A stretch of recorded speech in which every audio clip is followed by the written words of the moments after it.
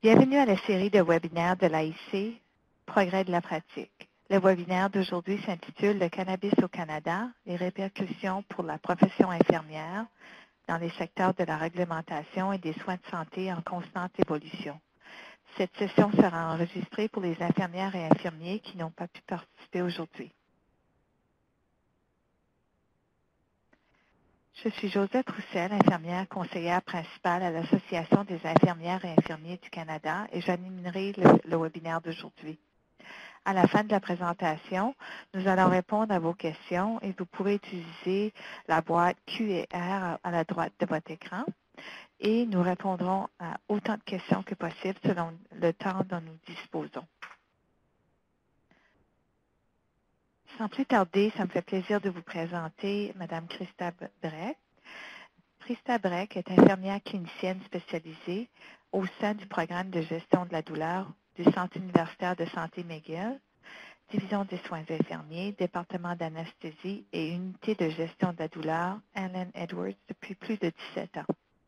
Sur le plan clinique, elle s'intéresse particulièrement au travail avec les patients ou les familles sur la douleur découlant des maladies aiguës, chroniques et terminales, au traitement de la douleur chez les patients présentant des antécédents de tolérance, de dépendance et de toxicomanie aux opioïdes, et aux conséquences de la pharmacologie et des stratégies de gestion de la douleur interventionnelle chez un patient souffrant de traumatisme et d'une maladie réfractaire terminale. Le webinaire d'aujourd'hui s'inscrit à l'intérieur d'une série de 5 webinaires. Alors, c'est le dernier webinaire que nous offrons et ça nous fait plaisir d'avoir Christa avec nous aujourd'hui. Alors, sans plus tarder, je vous laisse la parole.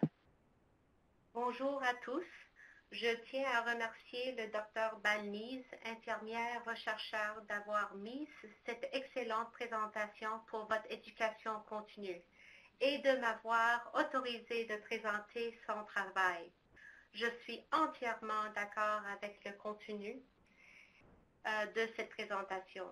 Je tiens aussi à remercier le support de l'Association canadienne des infirmières et infirmiers, en particulier Mme Roussel et Mme Ménard. J'ai rien à divulguer. Est-ce que j'ai la contrôle sur do I have pardon. Oui, c'est juste les flashs dans la gauche. Oui. OK, je le vois maintenant. Merci. J'ai rien à divulguer. Les objectifs d'apprentissage aujourd'hui sont les suivantes.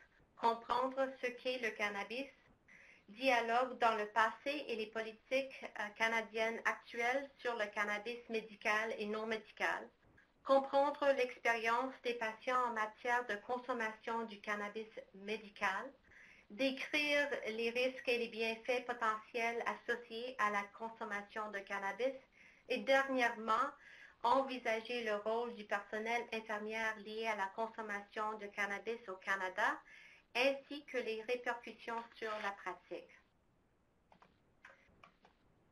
Alors, qu'est-ce qui vient initialement à l'esprit lorsqu'on pense au cannabis?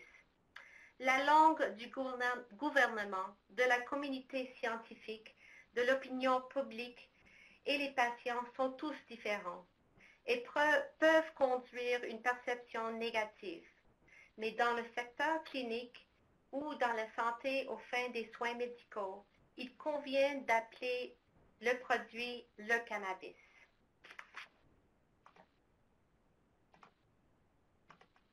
Oh, pardon, je m'excuse, je ne savais pas que c'était...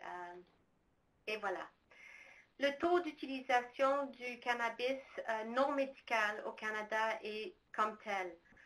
En 2013, 10,6% de la population canadienne de 15 ans et plus a déclaré d'avoir consommé le cannabis au cours des années précédentes.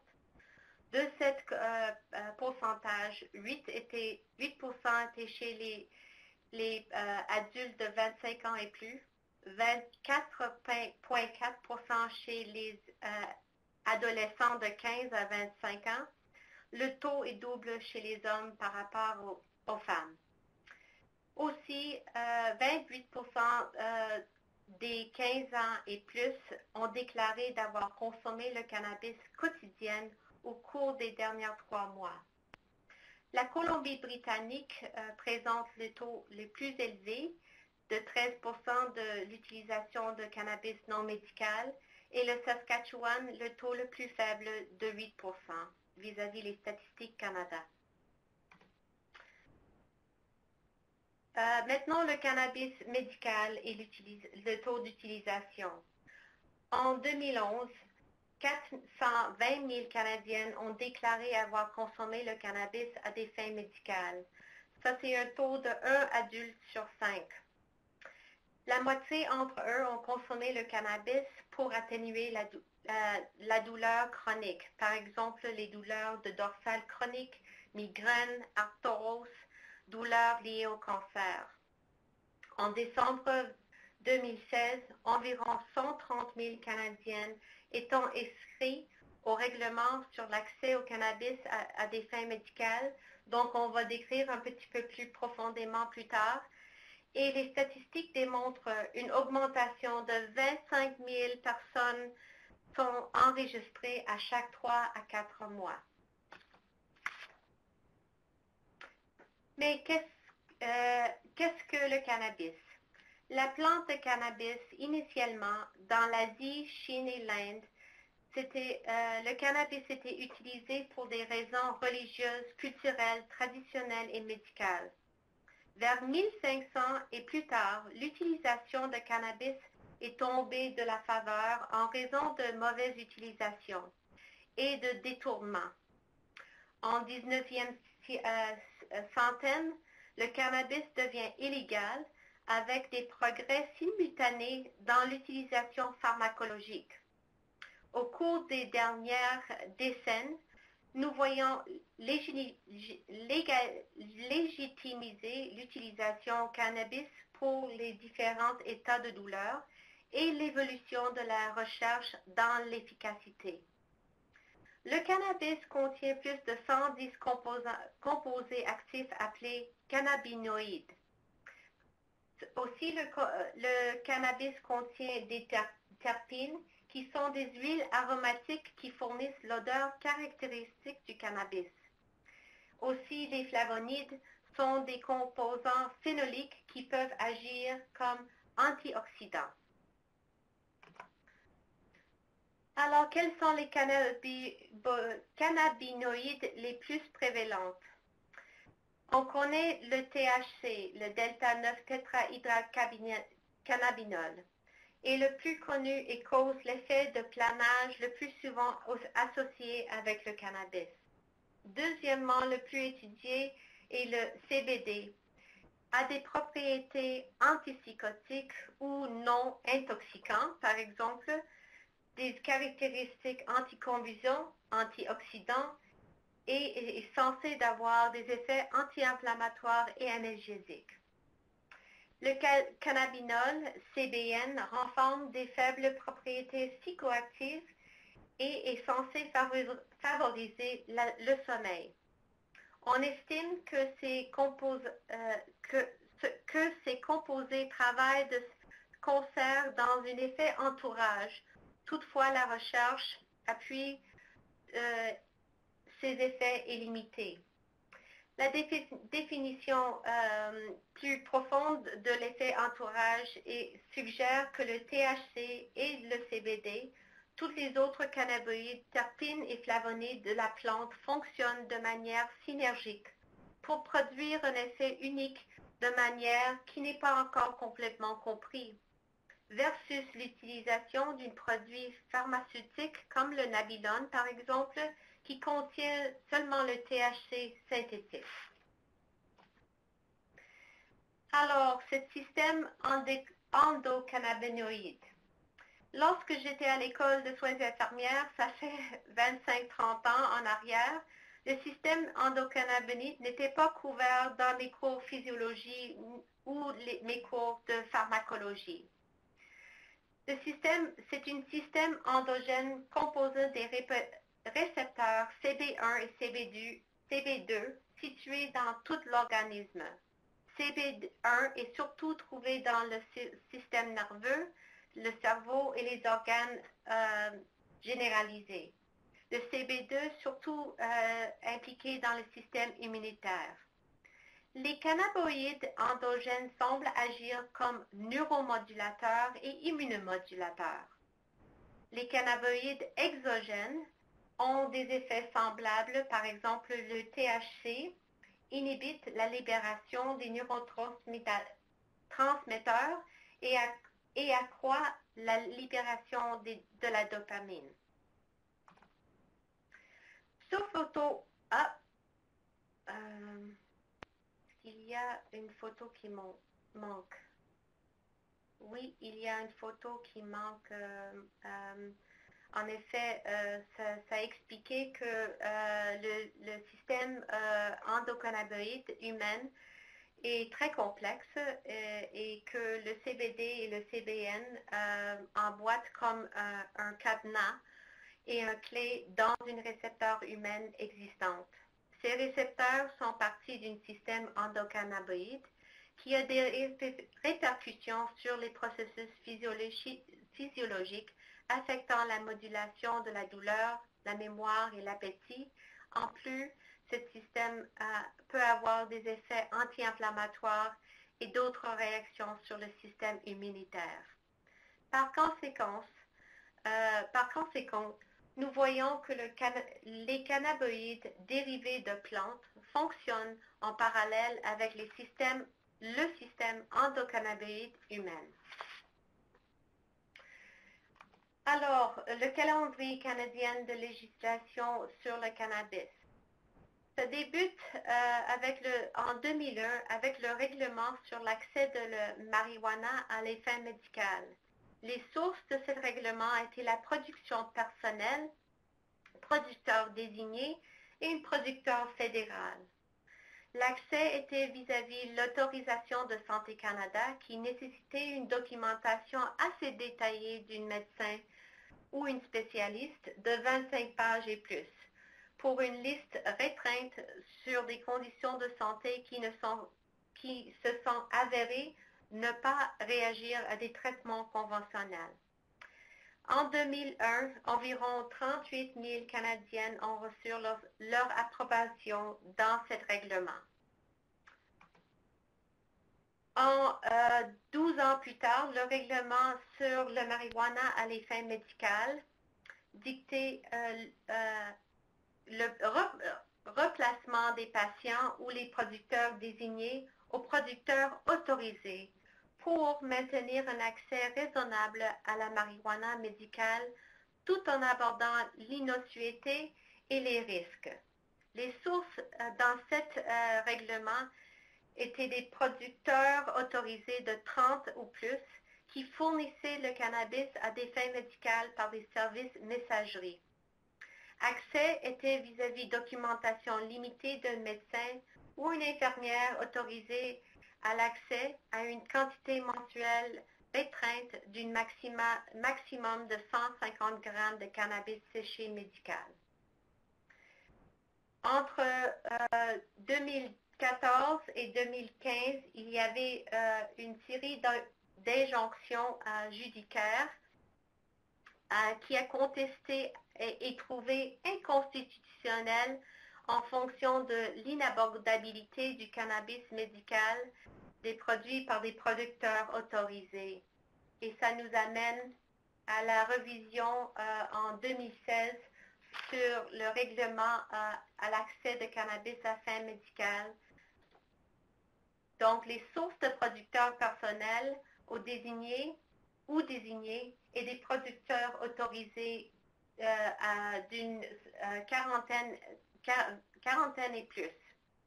Ces sources cet règlement limitait un approvisionnement de 30 jours ou 5 grammes par jour pour un total de 150 grammes par mois. 1 gramme de cannabis séché était égal à 5 plantes antérieures ou 2 plantes à l'extérieur. Et ce règlement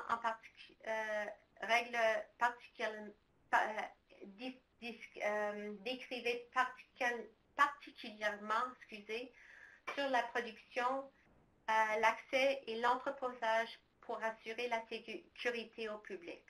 L'accès était l'autorisation encore d'une médecin ou une infirmière à utiliser le cannabis médical dans le format huile ou cannabis séché ou frais.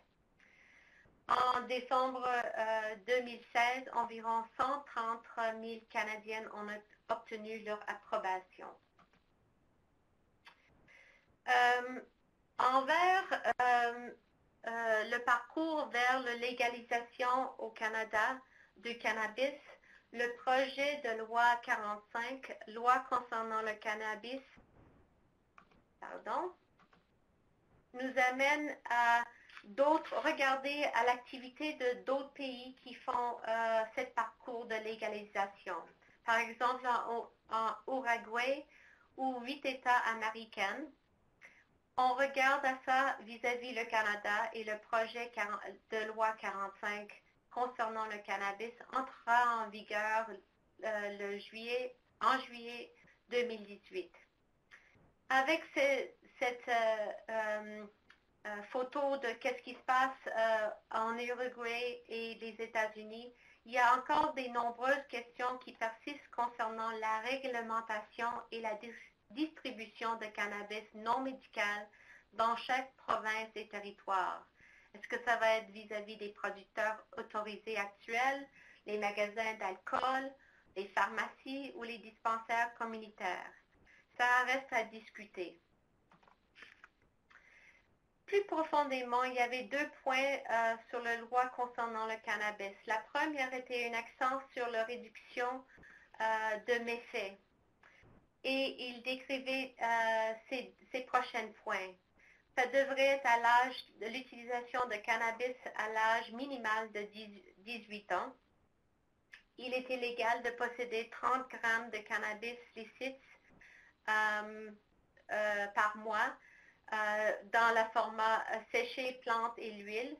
Il y avait des restrictions sur la publicité semblables à celles régissant le tabac, comme nommé ci-dessus. Des pénalités strictes pour ceux qui fournissent les jeunes jusqu'à 14 ans peine de prison. Fondé sur l'éducation publique, sur les risques de la consommation publique. Et il y avait des prix et des taux en vue de l'équilibre entre la protection de la santé et de la réduction du marché illicite. Le deuxième point qui concernant le cannabis du projet de loi 45 était basé sur la chaîne d'approvisionnement sûre et responsable. Le règlement de cannabis au niveau fédéral, mais distribution et vente de détail relève au niveau provincial. Je me questionne la façon dont chaque province va jouer un rôle est encore incertain. Et on peut entraîner des disparités au travers de notre pays et beaucoup de confusion. Vis-à-vis l'accès à la commande par correspondance directement par les consommateurs, là où aucun service au détail n'est disponible.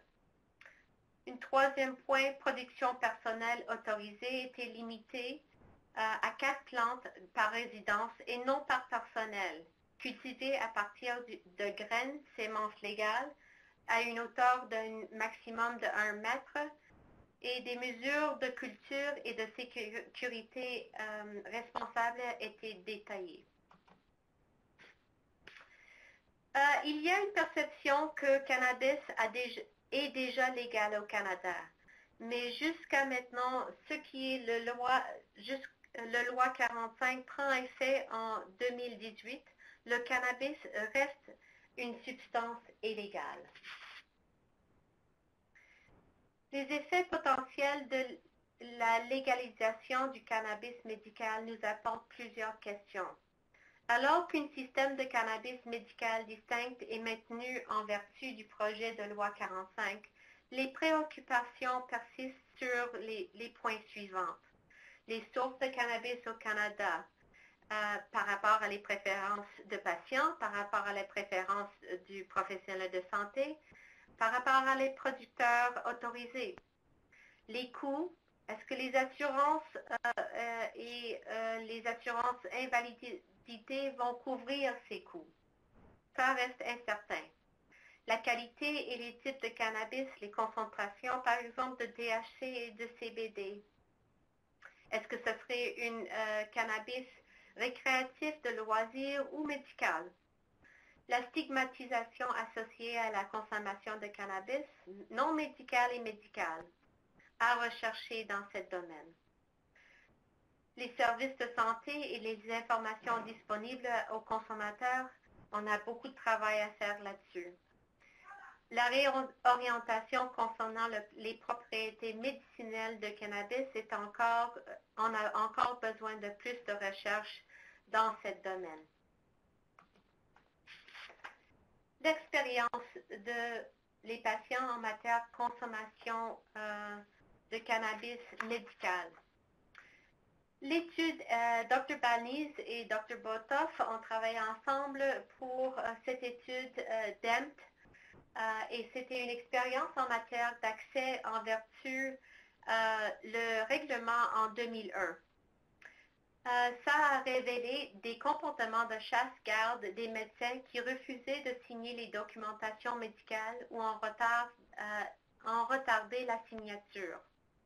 Une stigmatisation marquée et une catégorisation négative de la consommation de cannabis par les professionnels de santé, les forces de l'ordre et les services sociaux. Encore une fois, c'était les perceptions d'un règlement mis en place en 2001.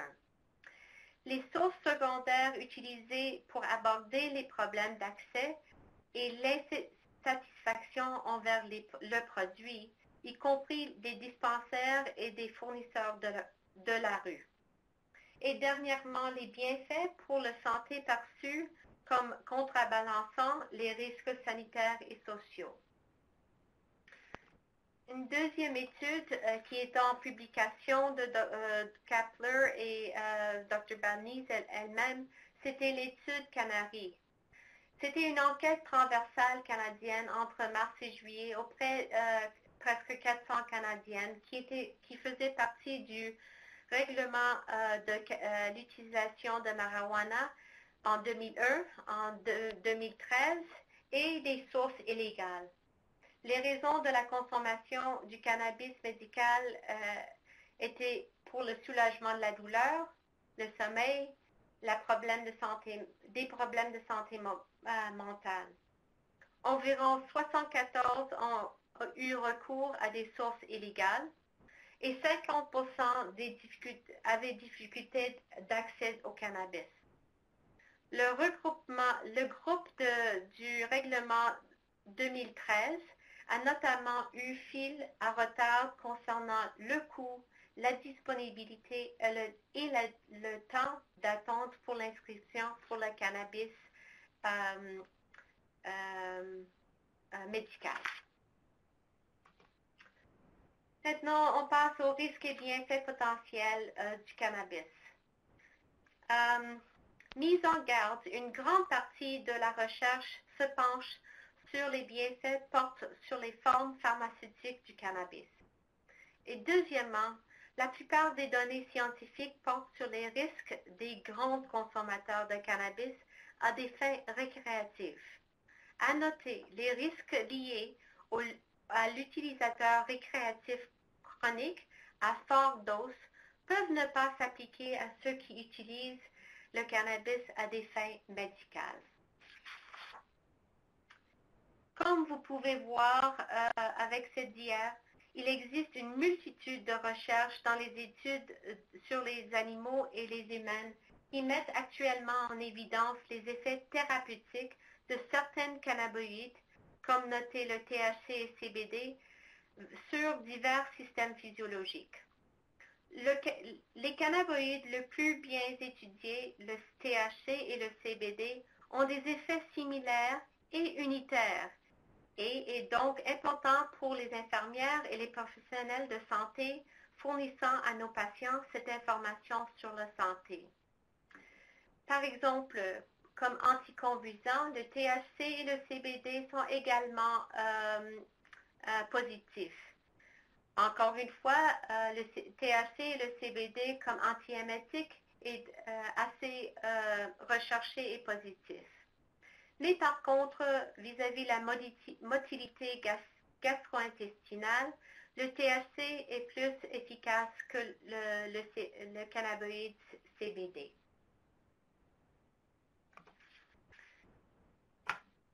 Bienfaits potentiels au cannabis. La plupart des recherches sont sur la prise en charge de la douleur. Malgré pour certains individus, la quantité de cannabis nécessaire pour soulager la douleur provoque des effets psychoactifs excessifs qui seront intolérables comme option de traitement. Mais les recherches démontrent que le THC et le CBD produisent un effet analgésique dans les recherches. Par exemple, le nabixamol, le Sativex, par exemple, qui est une combinaison de THC et CBD, est approuvé pour traiter le cancer et la douleur liée avec la sclérose en plaques au Canada. Le cannabis fumé inhalé est efficace dans la prise en charge de la douleur neuropathique découlant le VIH et une chirurgie consécutive. Et il existe des données pilotes selon lesquelles le cannabis peut fonctionner de manière synergique avec les opiacés sans augmenter les effets secondaires négatifs de les opiacés ni le cannabis. Par rapport aux bienfaits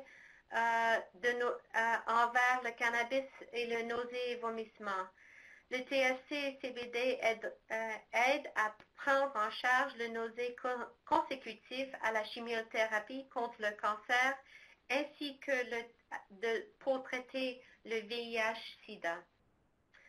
La même existe pour la stimulation d'appétit, mais en une efficacité limitée pour rétablir une masse tissulaire chez les patients atteints de sida. Les bienfaits par rapport chez les patients atteints de sclérose en plaques, le cannabis fumé et le nabixamol, qui contient le THC et le CBD, se sont avérés réduire la fréquence des spasmes et la douleur dans cette population. Par rapport à les bienfaits antiépileptiques, des études de cas persuasives auprès des patients épileptiques pédiatriques indiquent que les produits de cannabis riches en CBD peuvent réduire la fréquence de ces crises. Il y a beaucoup de recherches qui sont en cours. Par rapport à les bienfaits de troubles de sommeil, le THC et le CBD peuvent jouer un rôle dans la prise en charge de l'insomnie, de la latence de sommeil, de l'apnée de sommeil et les cauchemars liés avec le syndrome de stress post-traumatique. Bienfaits dans les recherches vis-à-vis les patients qui vivent avec le cancer. De nombreuses études portent sur les cellules appuyant le rôle des cannabinoïdes dans la promotion de l'élimination, la prévention de la croissance, la migration et l'angiogénèse de cellules cancéreuses. Seulement 2 essais très petits de 25 patients environ convergent auprès des patients atteints d'une glioblastome, indiquant aux recherches de la taille, de la tumeur et de la prolongation de vie après 12 bouffes versus un contrôle pour prolonger la vie par 200 jours environ. C'est miraculeux pour ces patients qui vivent avec une diagnose de cancer très agressif comme le glioblastome. Par rapport à les bienfaits maladies inflammatoires de l'intestin, les recherches à ces débuts laissent entre que le cannabis fumé pourrait atténuer les symptômes de colite ulcéreuse et de la maladie de Crohn. Beaucoup plus de recherches sont en demande. Et par rapport à les bienfaits vis-à-vis de l'anti-anxiété et les syndromes de stress post-traumatique, le cannabis peut atténuer ces symptômes. Et l'hypothèse, c'est que le CBD les cannabis en CBD riches peuvent avoir un effet anxiolytique malgré les recherches sont insuffisantes pour l'instant. Pardon. Ce qui fait que les bienfaits vis-à-vis les troubles de consommation de substances, ce domaine de recherche est controversé puisqu'on met en évidence la question de la substitution d'une substance comme l'alcool ou les drogues illicites qui met à risque d'une dépendance à une autre substance qui met également un risque d'abus ou de dépendance. Nous devons demander comme communauté professionnelle, est-ce que c'est la meilleure méthode de réduction des méfis par rapport à d'autres substances d'abus? Est-ce que maintenant on se trouve à des risques potentiels liés au cannabis?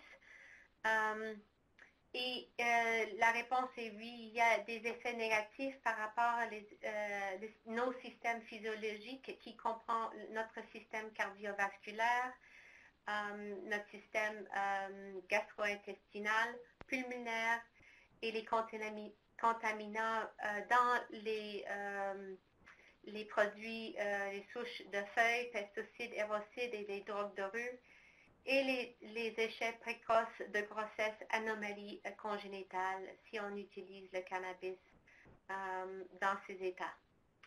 Par rapport à les interactions avec d'autres médicaments, on voit que le THC et le CBD sont métabolisés par plusieurs enzymes. Ces interactions avec le cannabis peuvent potentialiser d'autres formes de sédatifs comme l'alcool ou les barbituriques, mais pas les opiacés. Les recherches nous disent bien que le CB1, bien distribué généreusement dans l'ensemble du cerveau, il y a une présence réduite de CB1 dans la région cardio-respiratoire du tronc cérébral, ce qui donne un profil sécurisé amélioré par rapport à l'action antagoniste de CB1. Aussi, il y a des risques négatifs vis-à-vis l'impact sur la cognition, mais ça semble lié à l'âge d'apparition, à la fréquence et à la durée d'utilisation, à l'abstinence et à la durée d'utilisation. Un certain rétablissement de la déficience a été trouvé chez les adultes et les effets négatifs minamineux chez les utilisateurs occasionnels de cannabis, y compris chez les adolescents. Il est important de noter que le CBD semble améliorer les effets cognitifs négatifs de THC, particulièrement liés à l'anxiété et à la psychose. D'autres recherches sont absolument nécessaires pour confirmer cela, car il existe actuellement des données conflictuelles. C'est difficile à mener à cette recherche en raison de la règlement qui contrôle l'accès au cannabis à des fins de recherche.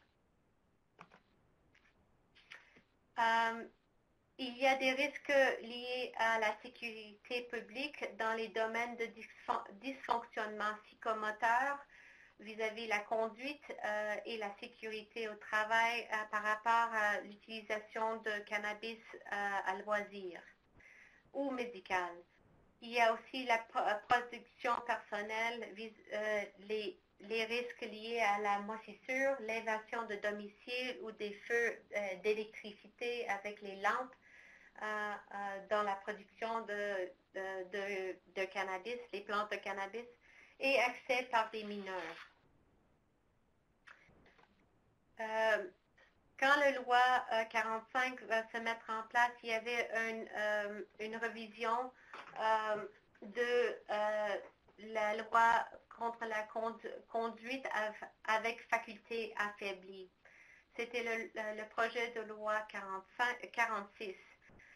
La technologie s'avance et les policiers seront autorisés à demander un échantillon de liquide buccal à un moment. S'ils ont des doutes raisonnables de croire à la présence de drogue dans l'organisme. Un résultat positif contribuerait à établir des motifs raisonnables menant à une évaluation de consommation de drogue. Les niveaux de THC proposés constituant une offense, c'est 2 nanogrammes et moins de 5 nanogrammes de THC les 2 heures après avoir conduit une déclaration sommaire de culpabilité et une amende de 2 000 $. Vous voyez, à 5 nanogrammes et plus de THC, une amende et incarcération. Et si on utilise le cannabis de 2,5 nanogrammes, plus la consommation d'alcool dans les 2 heures après avoir conduit, amende, incarcération aussi. Les adolescentes souffrent d'une vulnérabilité accrue en raison du rôle du système endocannabinoïde et dans les processus de développement neurologique.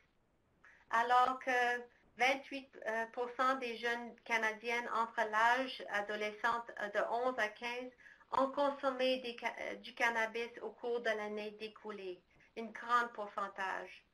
La préoccupation unique en raison de l'effet négatif potentiel du cannabis sur le développement du cerveau et de l'effet connexe sur la réalisation scolaire et professionnelle.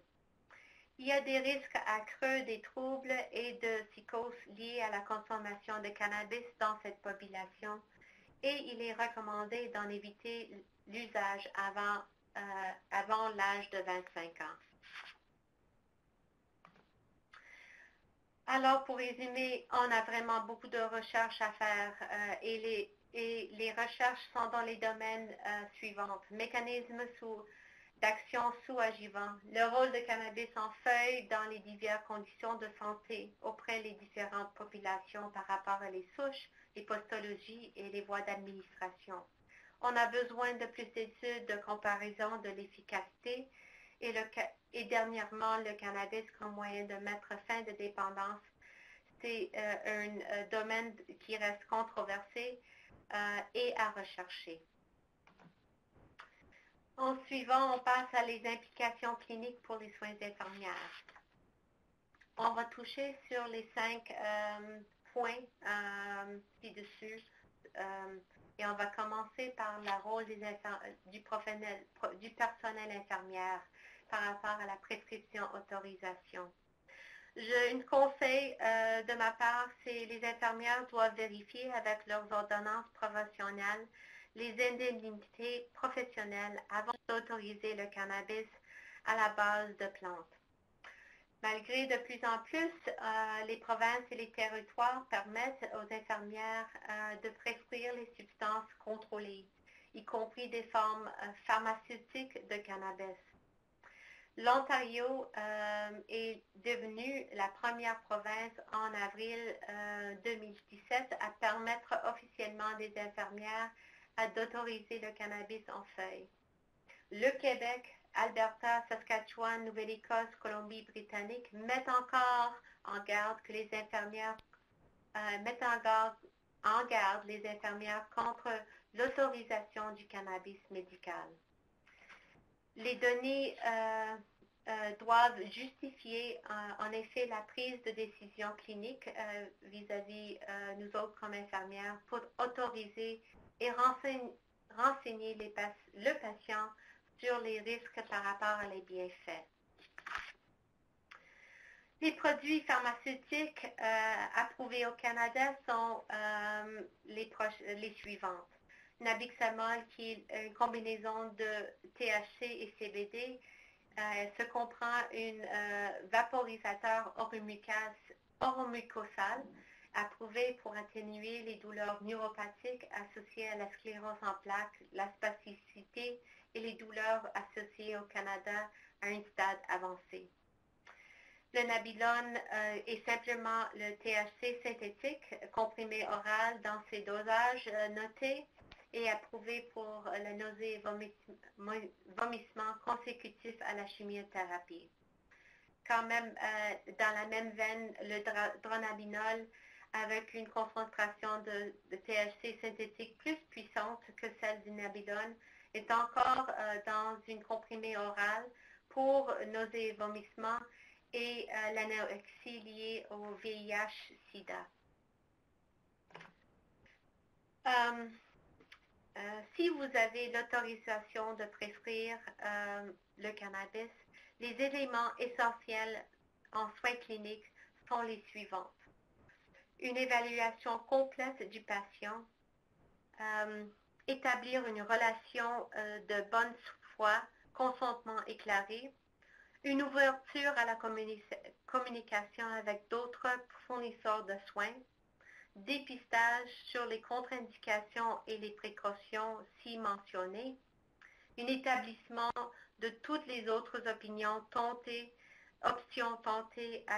ou envisagées, et un plan, un établissement et une surveillance des objectifs précis en matière de traitement. Et dernièrement, la documentation adéquate et serrée. Je vous dirige vers le site web qui s'appelle le Consortium canadien pour l'investigation des cannabinoïdes, CCIC, pour cette liste essentielle. L'autorisation de l'usage de cannabis aussi comprend la documentation médicale doit comprendre les suivantes. Le nom coordonné et le numéro de permis du praticien, le nom complet et date de naissance du patient, adresse à l'endroit où la consultation a eu lieu et un plan vis-à-vis la quantité quotidienne de cannabis séché autorisé en grammes ou l'huile et période d'utilisation n'existant pas 1 an et dernièrement la signature avec attestation. Les produits disponibles par les producteurs autorisés sont dans le format de plantes séchées ou frais ou l'huile de cannabis. Les ratios de THC présentement et CBD sont vastes par les fournisseurs autorisés dans les formules concentrées de THC, de CBD ou équilibrées. Souches de cannabis, les patients et les producteurs font habituellement référer à 3 types, indica qui est sédatif, sativa stimulante et les hybrides, une combinaison de les deux effets. Recherche est limitée sur les résultats cliniques de différentes souches présentement. Les voies d'administration de cannabis sont les suivantes. Fumer, cannabis en feuilles fumées en joint ou en pipe, à un délai d'action de 5 minutes, une durée d'action de 2 à 4 heures. Par la voie vaporisée, les feuilles ou l'huile est chauffée pour libérer les cannabinoïdes. Le délai d'action environ 5 minutes et durée d'action de 2 à 4 heures. Par voie orale, les teintures, produits comestibles, vaporisateurs sublinguales. Ça, c'est des actions plus prolongées vis-à-vis le délai d'action à 30 à 60 minutes, mais la durée d'action de 8 à 12 heures. Par voie topique, comme analgésique, baume, lotion et pommade, les recherches sur les effets analgésiques avec le voie topique débutent. Ça, c'est une photo des systèmes de vaporisés qui ont besoin que les infirmières peut-être ou les médecins impliqués ou des éducatrices doivent faire l'éducation à comment bien utiliser ces produits de technologie pour vaporiser. La postologie de cannabis, c'est sûr et certain que d'autres recherches sont nécessaires pour obtenir les données probantes sur les schémas postologiques pour diverses conditions. Selon Santé Canada, la majorité des Canadiennes consomment environ 2,6 grammes par jour. Le joint moyenne renferme de 0,37 à 0,5 grammes de cannabis, mais les souches de cannabis changent de jour à jour. La vaporisation semble donner lieu à la même dose et au même niveau de concentration plasmatique que le cannabis fumé. Dans les soins cliniques infirmières, la titration est un aspect clé de l'usage du cannabis. Et la pratique de l'entre-initiation et de convention graduelle sont les mêmes pratiques qu'on utilise pour les opiacés dans les patients naïfs. L'administration nous amène conformément au règlement de cannabis à but médical.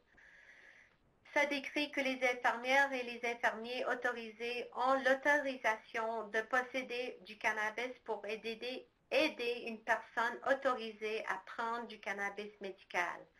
Par exemple, si on met des feuilles séchées ou l'huile dans leur vaporisateur, ou un autre exemple, administrer le Sativex, qui est le produit mixte THC-CBD par voie oromucale si le patient ne peut pas l'administrer eux-mêmes.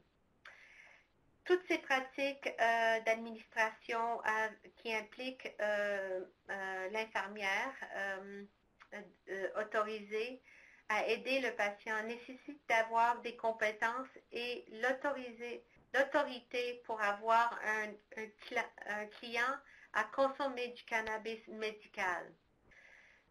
Commande qui comprend une commande nécessaire, politique institutionnelle, et de la Commission des accidents de travail concernant les versions fumées ou vaporisées ou comestibles. On doit avoir la documentation sur l'usage et l'administration du cannabis et l'entreposage et l'élimination appropriée. À noter que la Société canadienne de protection des infirmières déconseille aux infirmières autorisées d'administrer le cannabis à l'heure actuelle. Ce qui comprend dans la clinique et le rôle d'infirmière dans la réduction des méfaits avec l'utilisation de cannabis, cette définition comprend un programme ou une politique de réduction des méfaits mise à réduire les méfaits liés à la consommation de drogue sans nécessiter l'abonnement de la consommation. Ça comprend le respect de la prise de décisions individuelles et la responsabilité sont essentielles et permettent d'éviter la stigmatisation.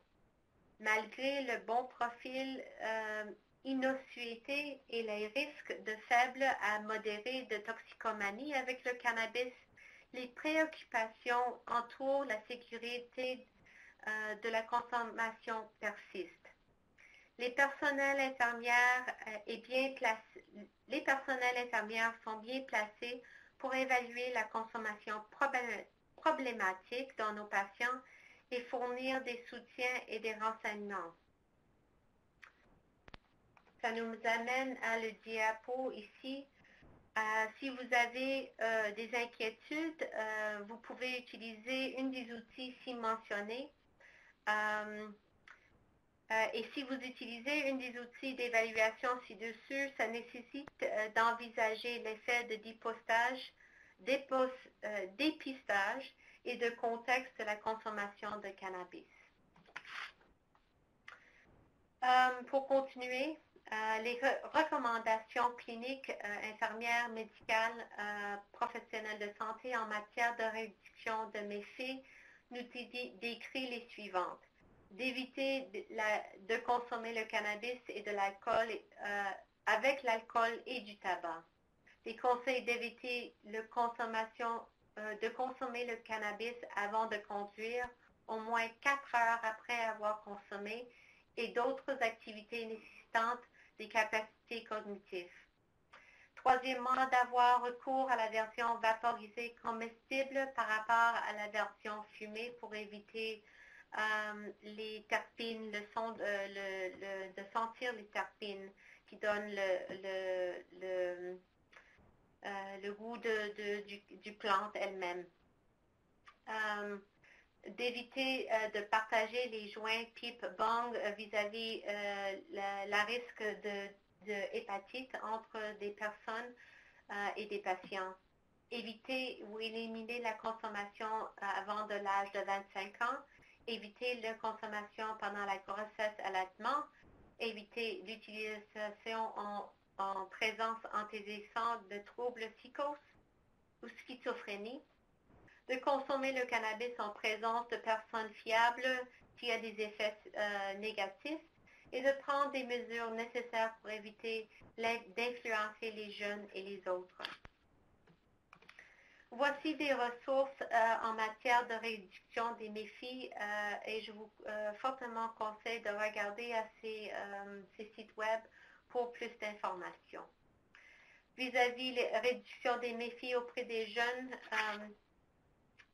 Vancouver, l'Université de Victoria a produit cette filière en langage simple, mais ce n'est pas traduit en français pour éviter ou diminuer les risques de méfis auprès des jeunes et l'utilisation de cannabis. Vis-à-vis l'infirmière et notre rôle personnel a joué un rôle crucial pour renseigner les Canadiens sur les enjeux de matière de sécurité et la valeur thérapeutique possible au cannabis. On joue un rôle aussi à démystifier le cannabis et ses effets auprès de ses collègues qui ne se sont pas familières. Encore, les données de recherche insuffisantes dans les domaines sous-mentionnés sont en demande. Vis-à-vis le rôle de l'infirmière à élaborer les politiques sur la santé, simplement je vous encourage à parler, participer et engager avec votre ordre local l'établissement pour rédiger une politique ou un document de position vis-à-vis le cannabis. Presque fini, d'autres ressources pour l'apprentissage d'infirmières. C'est la première de Santé Cannabis, renseignements destinés aux professionnels de santé. Malgré qu'il y a 170 pages et plus de ce document, j'ai vraiment appris beaucoup par rapport à ma connaissance dans les bienfaits et les effets secondaires vis-à-vis le cannabis médical et non médical. Encore une fois, le consortium, le CCIC, pour les conseils de documentation et évaluation avant de débuter le cannabis et d'autres ressources sous-mentionnées. Pour finir, merci pour votre patience. La question de cannabis dans le domaine de la santé prend de plus en plus l'ampleur au Canada. Moi, j'apprends de jour à jour. Les personnels infirmières joueraient un rôle de premier plan en vue d'appuyer la consommation d'aider les Canadiennes à prendre des décisions éclairées sur la consommation de cannabis à des fins médicales ou non. Les infirmières aussi jouent un rôle à réduire la stigmatisation de l'utilisation de cannabis non médical et médical. La légalisation entraînerait de nouvelles difficultés dans notre profession et occasion. Le personnel infirmière doit être prêt. On doit impliquer nos collègues, médecins, pharmaciennes, etc. dans ces défis. L'éducation et la formation de nous autres comme profession seront de mise pour accueillir les compétences et les aptitudes nécessaires.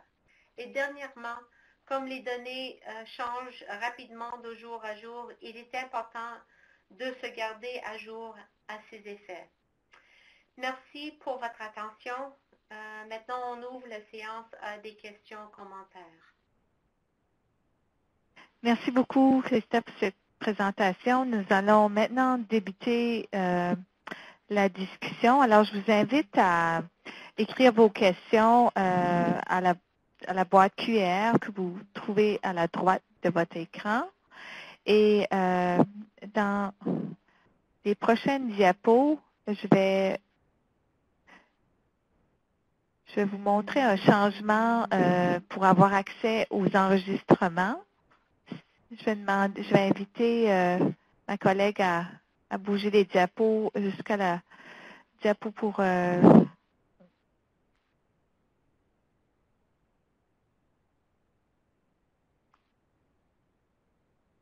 alors, juste un instant, vous pouvez reculer.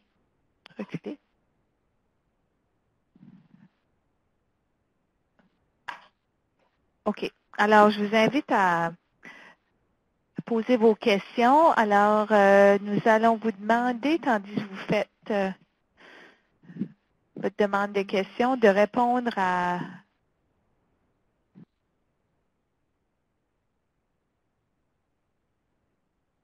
Le sondage. oui, on a un court sondage, tandis que les gens pensent à une question. Alors, je vais vous laisser quelques minutes.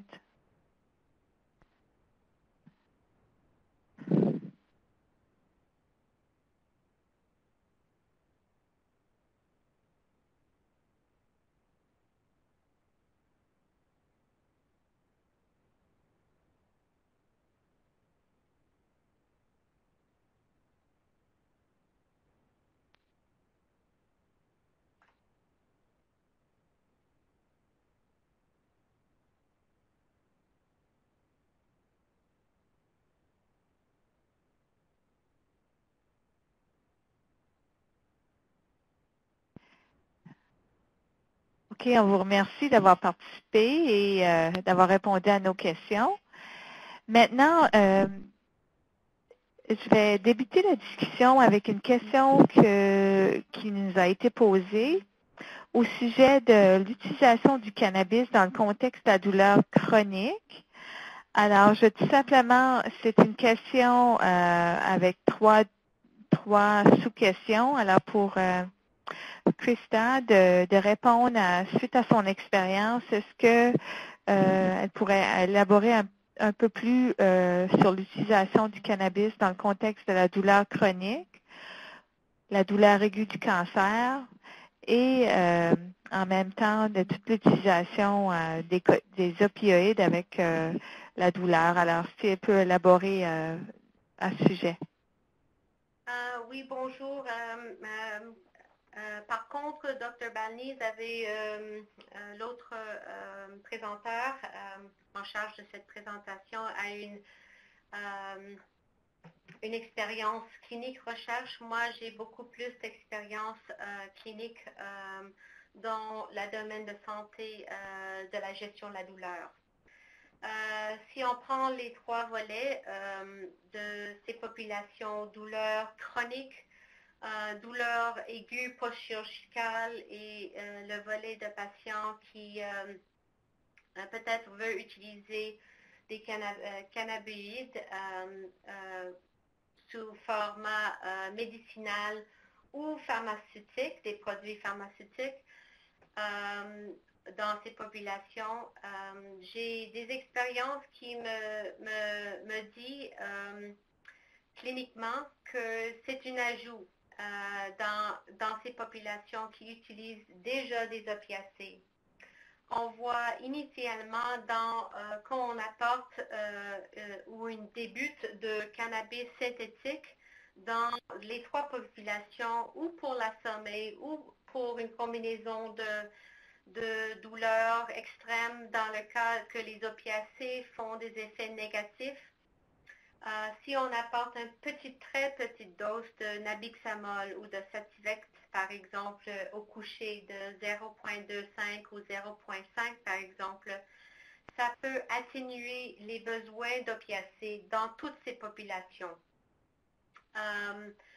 Et c'est sûr et certain que si on peut diminuer les effets dans cette crise à travers le Canada vis-à-vis les opiacés et l'abus de les opiacés, si on peut diminuer l'utilisation des opiacés et augmenter la gestion de la douleur dans toutes ces trois populations, ça c'est définitivement un ajout de ma côté clinique. Aussi, il y a des recherches qui viennent par rapport à les États-Unis de les patients qui font accès à des dispensaires réglés et non réglés de les produits variés, les souches variées de cannabis dans les états de différents cas de douleur. On voit avec ces patients qui font accès à ces types, accès à des cannabis, produits cannabis, l'huile séchée ou frais, que dans le global de leur utilisation d'adjuvants analgésiques ou les opiacés, que ces patients, en débutant l'utilisation de cannabis dans les formats variés, effectivement, ils nous décrivent vous explique que leur douleur s'améliore et ils peuvent diminuer beaucoup les opiacés dans ces cas et aussi diminuer des adjuvants analgésiques qui peuvent aussi poser des problématiques ou des effets négatifs dans leur vie quotidienne. Alors, ma réponse par rapport à ça, c'est vraiment de cette volet. D'autres petites recherches qui débutent ou que j'ai vues cliniquement dans cette même question, c'est que par rapport à les usagers loisirs, par exemple, qui se rentrent en processus chirurgical post-traumatique, on voit surtout cliniquement que les autres usagers et les recherches dans ce domaine débutent aussi, que les usagers récréationnels, loisirs, de haute dose et haute concentration de THC, cannabis de souche haute CBD, haute THC, on a besoin des doses opiacées pour gérer leur douleur après des chirurgies ou des traumatismes aigus. Ces patients aussi démontrent des autres plus hauts rapports ou descriptions de douleurs aiguës post-chirurgicales. Et aussi, moi je vois cliniquement, pour finir cette réponse, que malgré les patients dans mon expérience d'hôpital, les patients à l'intérieur de l'hôpital qui utilisent ou fument vaporisé, prend oral l'huile à l'extérieur pour les défis, pour les effets médicinaux, quand on essaie de substituer avec un produit synthétique comme le nabilone par exemple, ils n'ont pas le même effet analgésique que leurs produits ou séchés ou vaporisés ou comestibles, par exemple. Alors, ça c'est ma réponse très longue, mais une combinaison de clinique, expérience professionnelle et expérience de recherche. Je tiens à d'autres questions. S'il n'y a pas d'autres questions, j'aimerais juste aussi décrire que moi-même, je me sens vulnérable d'une manière professionnellement dans ce domaine d'éducation. Et je vous renverrai vers le CCIC pour continuer vos éducations dans ce domaine, de parler ouvertement avec vos collègues, de s'impliquer comme professionnels de santé qui ont le prise en charge de l'expérience de patients Les témoignages de nos patients vont nous aider à rechercher ces produits, rechercher l'efficacité et de les utiliser à bout de la légalisation dans le futur, dans nos hôpitaux, dans nos cliniques primaires. D'autres questions? Oui, il y avait deux autres questions. Alors, au sujet de cannabinoïdes versus un somnifère. Est-ce que vous pouvez parler de votre propre expérience avec vos patients, Christian? Alors, définitivement, comme on s'est expliqué, que les recherches sont là pour, dans le domaine de l'aide, de régulariser le sommeil, diminuer les effets secondaires de peut-être d'autres,